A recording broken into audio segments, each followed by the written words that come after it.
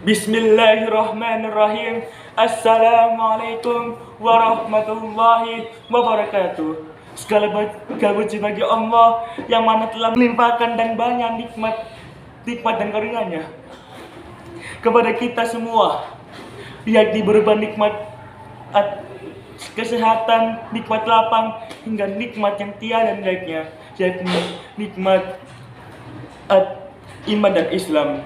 Semoga kita senantiasa diberi hidayah oleh Allah Subhanahu wa taala sehingga kita bisa mensyukuri semua nikmat yang telah Allah berikan pada kita. Kedua salam tak lupa bersalawat kepada junjungan Nabi besar kita Muhammad SAW serta keluarga-keluarganya dan kerabat-kerabatnya, yang mana mereka lah menuntut Islam dari zaman kegelapan menuju zaman terang-beneran, yakni Abdin al-Islam wal iman.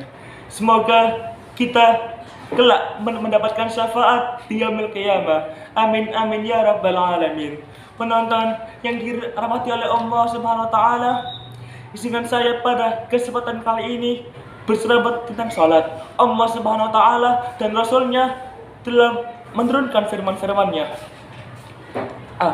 kepada kita semua bahwa mendirikan salat sangatlah penting. Rasulullah SAW bersabda dalam artinya, salat adalah tiang agama. Sabda tersebut sangatlah sederhana tapi maknanya sangat besar.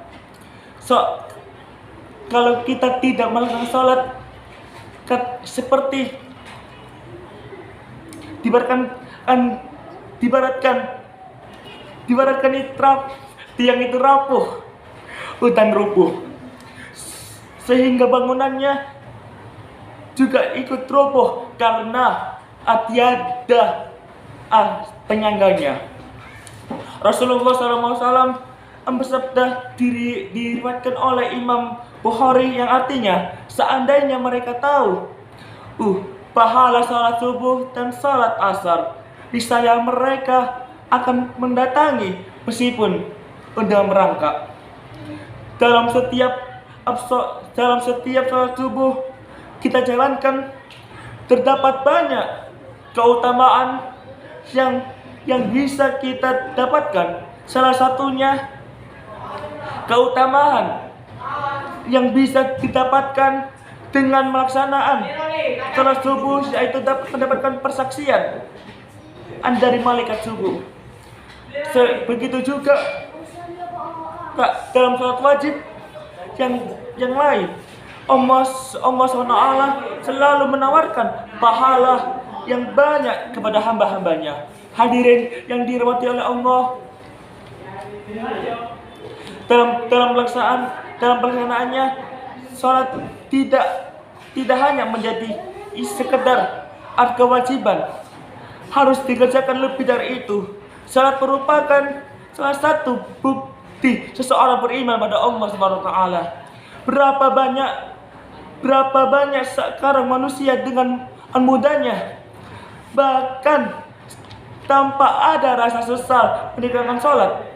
Berapa banyak orang senantiasa meninggalkan sholat subuh karena menonton bola semalam.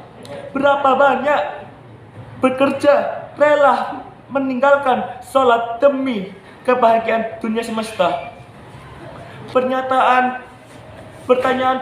di atas sudah seharusnya kita membuktikannya dengan selalu menjalankan sholat wajib dalam keadaan apapun.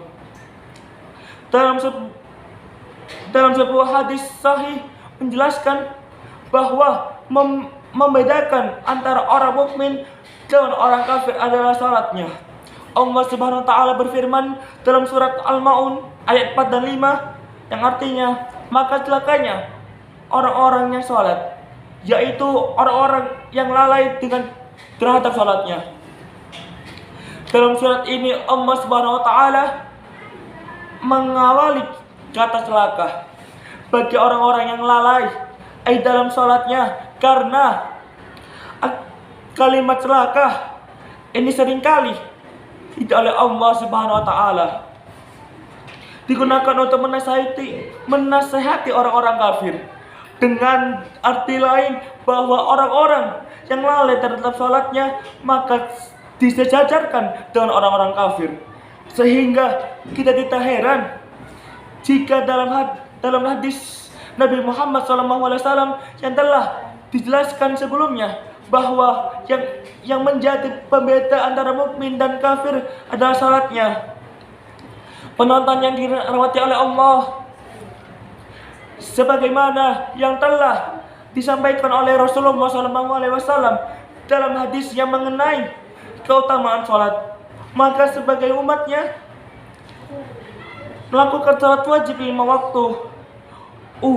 Ini dengan hati yang lapang adalah sebuah kewajiban. Selain itu, dalam menjalankan sholatnya harus dengan penuh kesyukuran, keikhlasan, dan juga keistimewaan, sehingga kita dapat terhindar dari segolongan orang-orang yang lalai dalam sholat. Sebelum saya menyatakan ceramah pada hari ini, mari kita berdoa pada Allah Subhanahu wa taala agar kita dijauhkan dari perilaku orang-orang dengan sengaja dan dengan mudahnya melalaikan sholat. Semoga kita selalu diberikan kemampuan untuk saling menasehati dalam kewajiban dan menjauhi segala karangannya. Terima kasih. Nun wal qalami wa ma yasturun. Assalamualaikum warahmatullahi wabarakatuh.